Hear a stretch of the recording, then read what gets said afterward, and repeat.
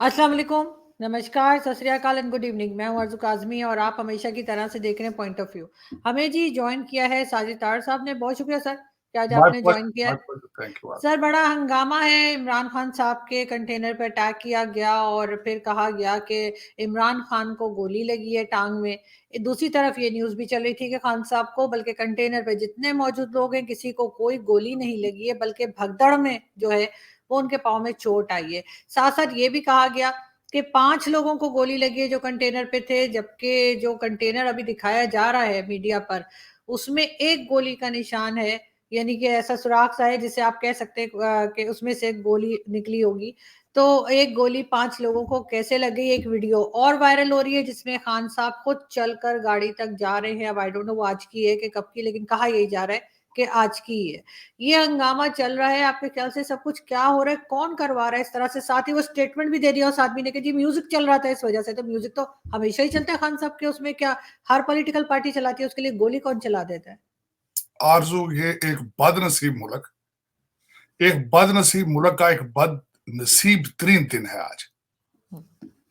और आज इसके ऊपर अभी आप देखेंगे कि मजीद हर घंटे के बाद एक नया सिनेरियो आएगा। लेकिन इसमें जिस तरह मैं शुरू से ये कहता हूं कि इस मुल्क के अंदर ये कोई पहला ब्लंडर नहीं है या पहला बदतरीन डार्क दिन नहीं है। 75 साल के डार्क दिन है। इन्होंने जाती तौर पे आरजू मुझसे पूछे तो उन्होंने पाकिस्तान तो बनाया ही नहीं है, सिर्फ वो फाइलों में बना था पाकिस्तान। इन्होंने 1947 के में जो महाजरीन यहां से वहां और वहां से यहां आए, उनके साथ ये 21वीं सदी का सबसे बड़ा ब्लंडर है। ना इसके अंदर पाकिस्तानियत है, ना कौमियत है, ना इसमें मजहब इस्लाम है, ना इसमें माइनॉरिटीज का ख्याल रखा जाता है, ना यहाँ पे शराफत है, ना किरदार साजी है। आज एक और ये जिस तरह आपने बताया है बिल्कुल इसी तरह सिनेरियो है। लेकिन आप कुछ सिनेरियो इसमें भूल गई हैं। वो ये थे कि अब एक पार्टी कह रही है कि इनका जो ये नाकाम चल रहा था, इनका लॉन्ग मार्च। तो वाकई ये, मैं इसको लॉन्ग मार्च भी नहीं कहता, मैं तो इसको इवनिंग वॉक कहता हूँ या बिरयानी पार्टी कहता हूँ। शाम को बिरयानी पार्टी होती थी, म्यूजिक चलता था, बच्चियां आती थी, नाचती थी, डांस करती थी, गुजारी, और ये नाकाम जा रहा था।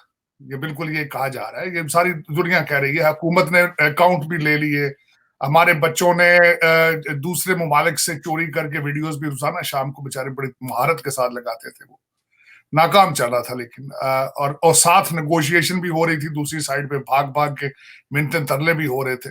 लेकिन दुख की बात यह है कि खान साहब ने प्री डिटर्मिनेशन एक स्टेटमेंट किसी के, असद उमर और एक वो इकबाल साहब है, उनको कहा कि 3 लोगों के ऊपर नाम जो दिए हैं, इंतहाई खतरनाक एक चीज, बगैर किसी इन्वेस्टिगेशन के। और मैं जो इसमें कहूंगा आपको, ये इनकी अपनी हुकूमत के अंदर था, पंजाब गवर्नमेंट और खासकर इनके चीफ मिनिस्टर साहब के इलाके में ही हुआ है। और दूसरे कुछ पॉइंट आप ये भूल गए कि इनके अपने लीडर कह रहे हैं कि हमें एक दिन पहले ही पता था।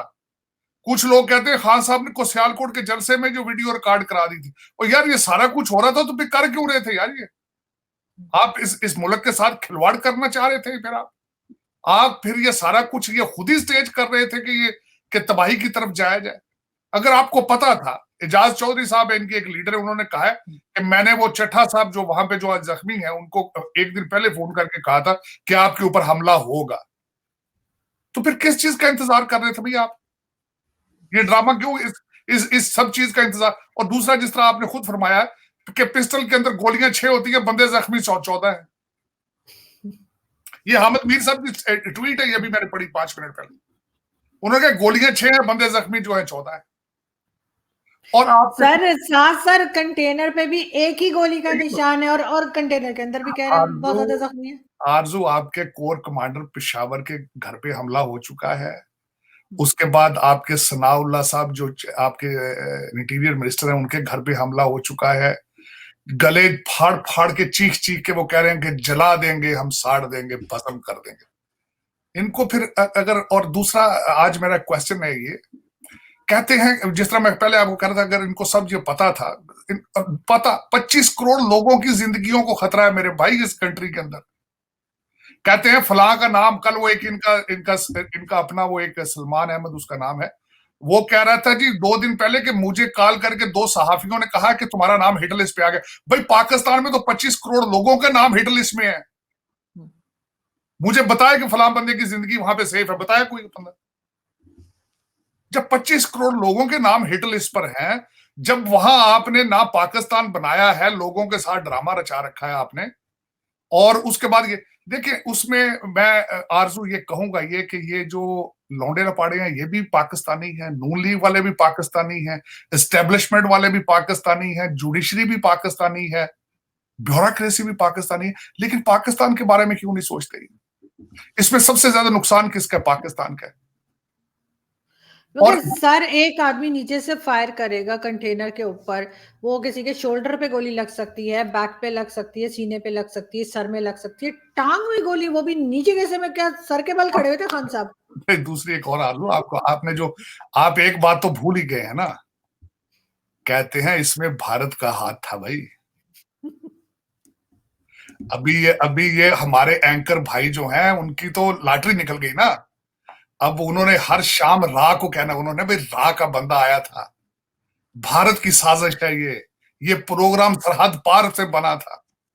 ये तो भाई अब तो वो देखे ना, अब तो रेटिंग कई हर शाम के वक्त, जिस तरह मैं कहता हूँ मुर्गों की लड़ाइयां होंगी हर शाम को, तो वो रेटिंग के चक्कर में पता नहीं किस किस का घेर के नाम लाएंगे कि ये साजिश सीआईए ने की है, इसमें मुसाद आई थी इसराइल से, अरे उनके हथियारे देखे गए उड़ते हुए ऊपर से, अरे ये देखा, अभी तो फिर सारी ये अभी ये चलेगी, लेकिन इस पे जितना भी एक चीज और भी सर, एक सॉरी आपकी बात काट रही हूँ, लेकिन एक चीज और भी चल रही है यहाँ पे कि वो भगदड़ में चोटें लगी हैं, कंटेनर पे किसी को गोली नहीं लगी, ये भी एक खबर चल रही है कि जो लोग भागे हैं ना नीचे फायरिंग की आवाज से, उससे तो उससे गिर पड़ के किसी के पाँव में चोट लगी, किसी का कुछ हो गया। और खान साहब गए हैं शौकत खानम हॉस्पिटल, जो उनका अपना है, अपना, उनके अपने डॉक्टर जो है वो कह रहे जी हाँ, हाँ जी गोलियां जो लगी। मर्जी रिपोर्ट दे दे, वो इसीलिए तो अपने हॉस्पिटल में गए ना कि लोगों को हकीकत भी ना पता चल सके।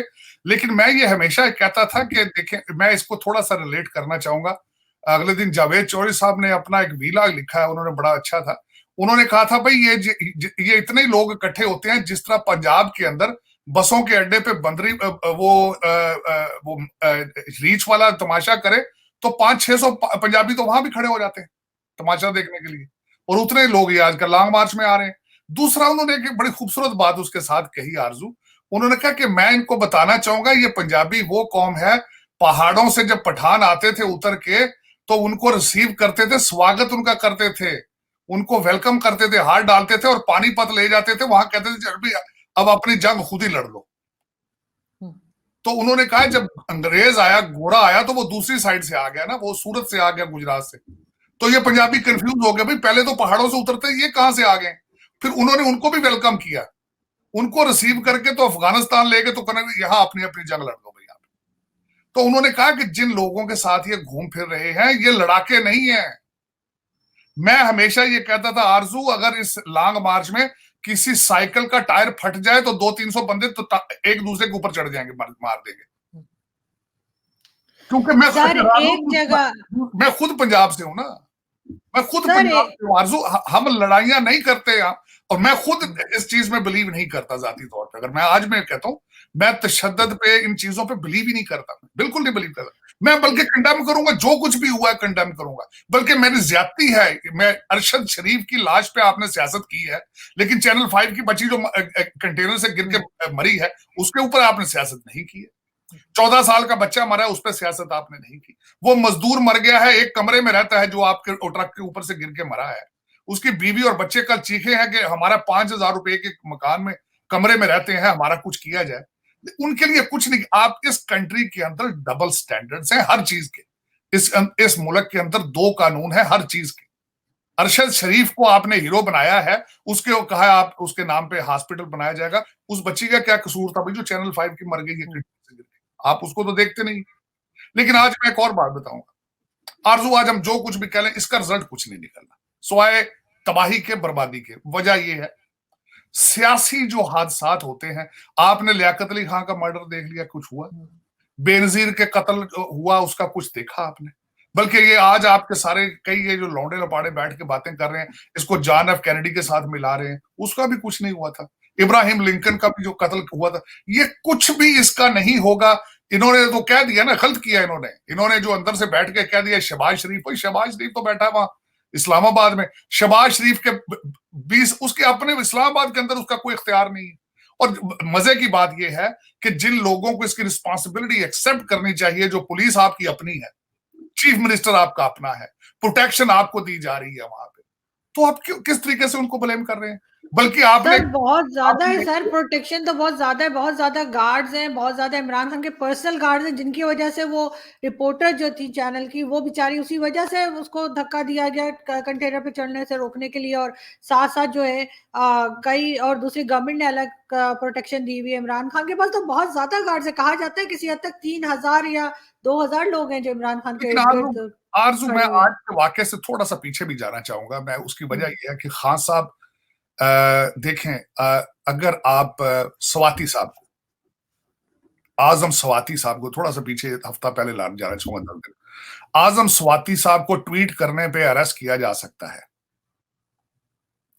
तो फिर जब जब ये कहते हैं कि मैं मुजीबुर रहमान हूं, तो इनके बारे में आपका क्या ख्याल है? जब ये कहते हैं कि इन्होंने एक आर्मी चीफ का नाम लेके कहा है कि वो करप्शन को प्रमोट करता था, वो करप्शन उसके मैंडेट में, करप्शन उसके अकाउंटेबिलिटी उसके मैंडेट में, उसको क्यों लाइसेंस दे रखा है आपने?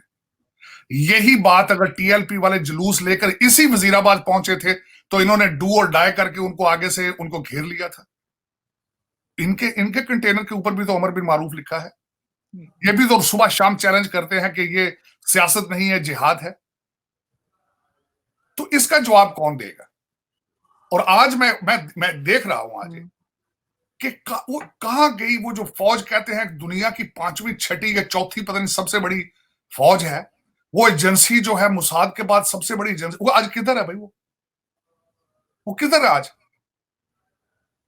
और देखिए ये मुल्क में आज 1 मिनट के लिए आरजू आंखें बंद करके सोचें, हिस्टोरियन क्या लिखेंगे पाकिस्तान के बारे में, कि एक ऐसा मुल्क जो है जिसको खुद ही लोगों ने आग लगा दी, अपने घर को ही आग लगा दी, जिनको किसी फॉरेन कंट्री को अटैक करने की जरूरत ही नहीं पड़ी। आपने बिल्कुल, वैसे जाती तौर पर सोचा जाए तो खान साहब की जो मिसाल मुजीबुर रहमान वाली है, वो किसी हद तक है, ठीक है। मुजीबुर रहमान को भी आपने खुद, आज बल्कि मैं कल हिस्ट्री जब पढ़ता हूं, तो 1947 के फौरन बाद आपने बंगालियों के बारे में नफरत का इजहार करना शुरू कर दिया था। इस पंजाबिस्तान के अंदर मुसलसल ये कहा जाता था कि ये बंगाली बोझ हैं, वहां पे हर साल सैलाब के बाद तबाही फैलती है और हमारे रिसोर्सेज वहां बर्न हो रहे हैं, हमें वहां उनसे जान छुड़ानी चाहिए। और 60s में तो खुल के कहना शुरू कर दिया था इन्होंने कि इनसे जान छुड़ाओ बंगालियों से। तो आप मुझे ये बताएं, आज आप अब फिर क्यों ये सारा कुछ अगर देखने के बावजूद, ये वाहिद एक कौम है जिसने कुछ नहीं सीखा, और ये एक वाहिद कौम नजर आ रही है जो खुद कहती है कि हमें तबाही चाहिए। वाहिद एक ऐसी कौम है जो कहती है हमें तबाह होने दो भाई, हमें तबाह होने दो।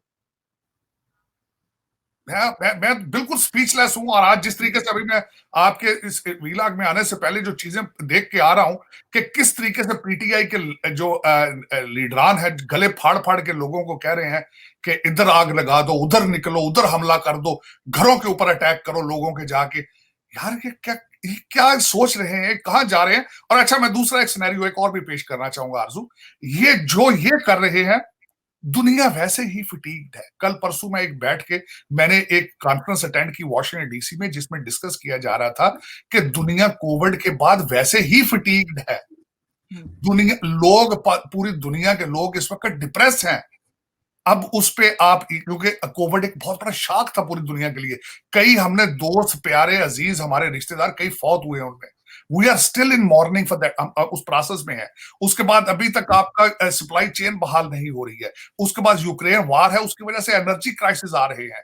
आपकी फूड सेफ्टी का इशू है पूरी दुनिया में। इन्फ्लेशन सर आपकी कंट्री के अंदर 26.5 है, और उसके बावजूद आपके आपके लोग चाहते हैं कि हम तबाह होना चाहते हैं। सर एक बात और है, एक चीज, जब इमरान खान ने 2014 में इस तरह का प्रोटेस्ट शुरू किया था और इस्लामाबाद आके बैठ गए थे, तो कहा जाता है कि फेस सेविंग के लिए इनको दिया गया था एपीएस स्कूल के बच्चों की कुर्बानी। ये बात बहुत लोग कहते हैं। क्या इस वक्त भी इमरान खान फेस सेविंग ही ढूंढ रहे हैं, जिसकी वजह से ये आज अटैक जो है वो किया गया या करवाया गया, ताकि अब इमरान खान को फेस सेविंग मिल जाए? लेकिन मेरा ये पूछने वाली बात है कि वो भी एक अलमनाक वाकया था। मेरा आज ये क्वेश्चन मार्क है कि कभी ये जिसने भी किया करवाया या जिस तरह भी हुआ है, क्या वो किसी और मुल्क से है तो पाकिस्तानी। ये जो लोग कहते हैं आज गिराओ जलाओ उड़ा दो तबाह कर देंगे, रिजाइन दे दो, हम बंदूकें लेकर इकट्ठे हो रहे हैं। आपको पता केपीके के वजीर ने अगले दिन कहा है हम बंदूकें लेके आ रहे हैं, लेकिन वो सारे लाइसेंस शुदा है, लाइसेंस याफ्ता है।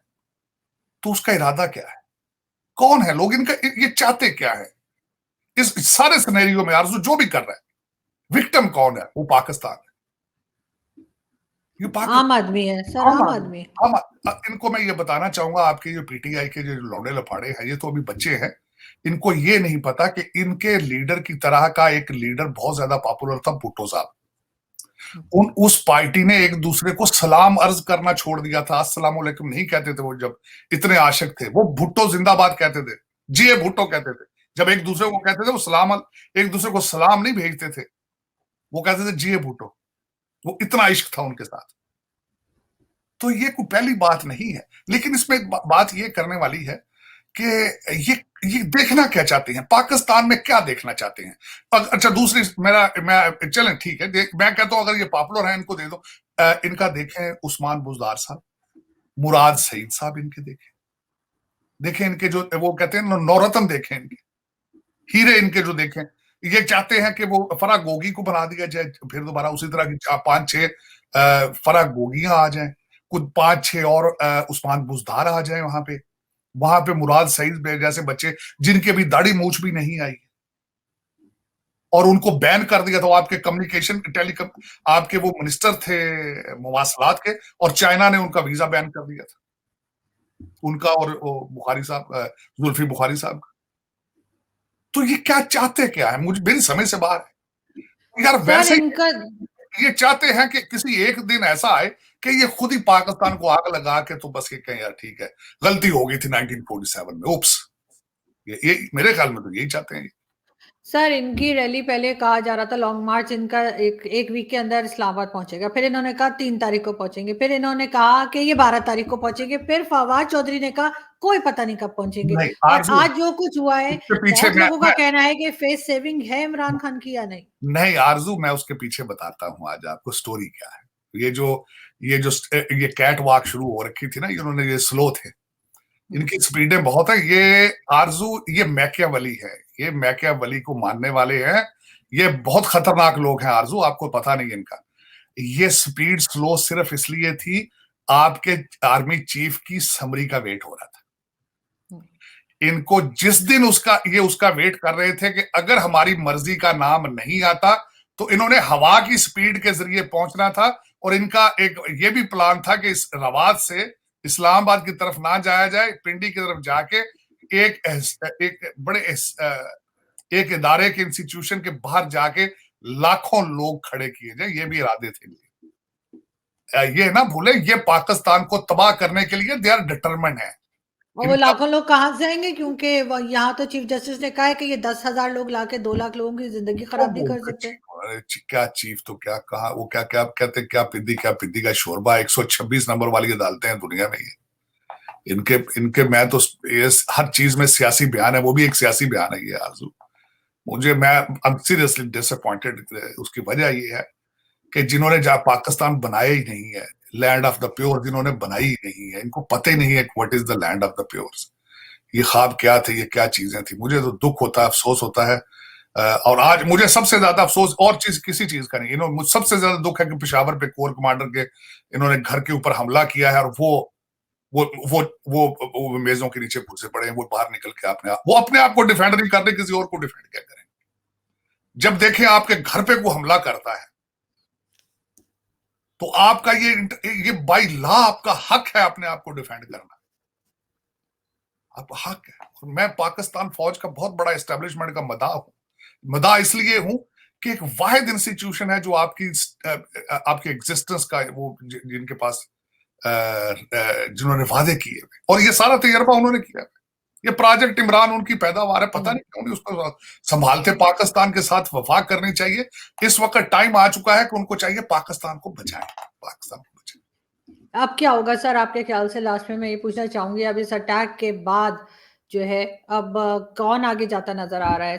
मतलब इमरान खान तो इल्जाम लगा देंगे एस्टेब्लिशमेंट पे भी, गवर्नमेंट ये पे भी लगा दिया और उन्होंने। भी हर किसी पे। नहीं हाँ। नहीं, लग चुका है। उन्होंने उन्होंने बुला के बाहर जो है उमर साहब को, असद उमर साहब को जो उन्होंने कहा है, वो जो 3 नाम है, तीसरा नाम किसका है वहां उसमें? लेकिन उसमें तीसरा नाम उन्हीं के दे दिया ना उन्होंने नाम।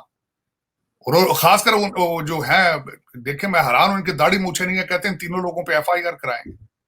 How dare you think about it, how dare.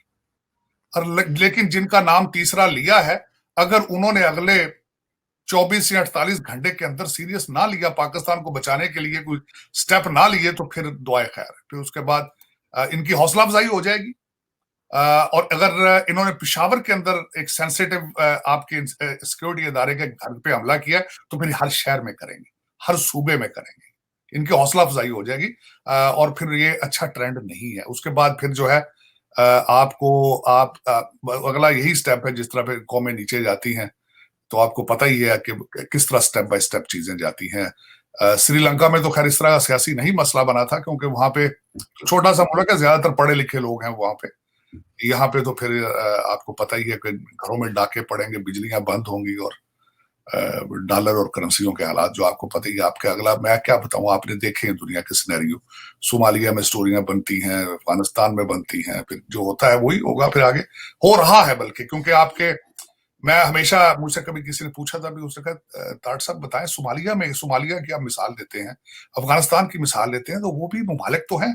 मैंने कहा बिल्कुल मुमालिक हैं, बिल्कुल, इसमें कोई शक नहीं।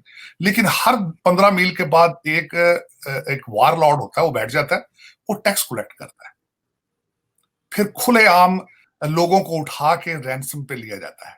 हर 10 मील के बाद एक नया रूलर होता है, और फिर उसकी ये हालत होती है। तो सोमालिया में भी यही था, अफगानिस्तान में भी यही है। यहां भी आपकी जिहाद की खिचड़ी पक चुकी, तैयार, आपकी डिश तैयार है जिहाद की। खान साहब ने बड़ी मेहनत के साथ इसको तैयार पकाया है, इस खिचड़ी को। और अब वो आखिरी दम है, इसका आखिरी दम देना समझते हैं, देग को दम दे दे, जी जी तो जी। आखिरी दम दे दे, तैयार हो चुकी हो, अब आपकी देग तैयार हो चुकी है। ये आखिरी उसका दम जो ये वजीराबाद गुजरात में उन्होंने दे दिया है। अब बिल्कुल खीर तैयार है, आपकी खिचड़ी तैयार है। लेकिन इसको बचाने वालों ने अगर स्टेप ना लिया अगले 48 घंटों में, क्योंकि उनके घरों पे हमले शुरू हो चुके हैं। बिल्कुल। सर मैं लास्ट में बस 1 सेकंड आपसे लूँगी, एक 2 सेकंड की वीडियो मैं आपको दिखाना चाह रही हूँ, फिर हम बात करते हैं उसके ऊपर ज़रा-सी।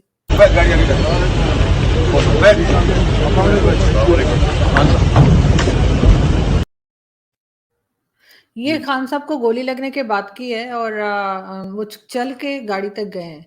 आपके ख्याल से किसी आदमी को इतनी गोलियाँ लगी हों या एक भी लगी हो, वैसे चल के जा सकते हैं? देखें, इसमें आरजू, अभी आप देखें इस तरह की कई वीडियोस आएंगी, स्पेकुलेशंस आएंगी। मैंने बताया ना कि ये तो इस वक्त आपके जो चैनल्स हैं उनकी तो लॉटरी निकल आई ना। वो तो अभी आप कल तक देखेंगे, मैंने जिस तरह आपको अर्ज की, दुनिया की हर एजेंसी को इसमें इन्वॉल्व किया जाएगा, हर कॉन्स्पिरेसी थ्योरी दी जाएगी, इसके ऊपर से ड्रोन भी, सैटेलाइट्स पे भी आ जाएगा, इसका सारा कुछ हो जाएगा। उसकी वजह यह है कि इसी चीज की तो कमांड है इस ऑर्गेनाइजेशन की, पीटीआई की। मुझे कल कल किसी ने बताया कि इनका जो मीडिया सेल है, उसका महीने का सैलरीज 80 करोड़ रुपया है उनकी। 80 करोड़ रुपए से ये उनकी सैलरियां देते हैं, और उनका सिर्फ टारगेट ये है कि सोशल मीडिया पे हर चीज को, उसको ट्विस्ट किस तरह देना है, कि इसको भाई, इसको गद्दारी के साथ जोड़ दो बेटा, इसको इसके इसे पीछे पड़ जाओ, इसकी तस्वीरें बना दो। मैंने कल परसों एक देखा है क्लिप इनका, जो जिस तरह आप कि इनके वो जो बताते हैं कि इतने लोग आ चुके हैं, एक ही चेहरा जो है उसको काट काट के 50-60 दफा एक ही चेहरा, मैंने खुद देखने की कोशिश की है, एक चेहरा 5-6 जगह पे वो नजर आ रहा था तस्वीर।